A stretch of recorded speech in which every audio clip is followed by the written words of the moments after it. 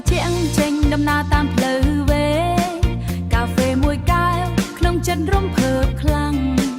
ទៅដល់កំពង់ចាមឃើញស្ពានឆ្លងទន្ទលេស្អាតអ្នកស្រុកញញឹមរាក់ទាំងធ្វើឲ្យចិត្តកាន់តែរីករា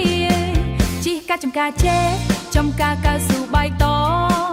ថតរូបជុំគ្នាសើចលេងពេញឡានល្ងាចរះពលឺមៀងលើដងមេគុំធំអនុស្សាវរីយ៍ស្នេហ៍មិត្ត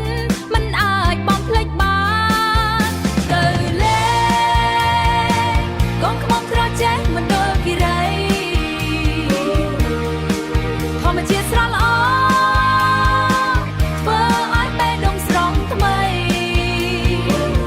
ខ្យល់ភ្នំនឹងទឹកទន្លេឲ្យអារម្មណ៍សេរី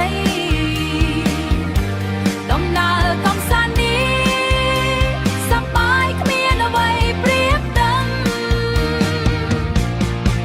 ទៅដល់ត្បូងឃ្មុំឃើញវាស្រែបៃតងខ្ចីអាហារឆ្ងាញ់ពេញតអង្គុយហូបសប្បាយចិត្តបន្តទៅក្រចេះមើលផ្សោតលោតក្នុងទឹកសូសំណើចមិត្តភ័ក្តិលាន់លឺពេញទូកតឡើងទៅមលគិរីខ្យល់ត្រជាក់ពេលរាត្រីភ្នំខៀវអាប់ទួស្អាតដូចក្នុងសុបិនអង្គុយជុំភ្លើងឆេះច្រៀងលេងក្រោមផ្កាយចិត្តនឹកថាជីវិតនេះមានន័យពេលបានដើរលេងមិនថាផ្លូវឆ្ងាយប៉ុណ្ណាមានមិត្តល្អ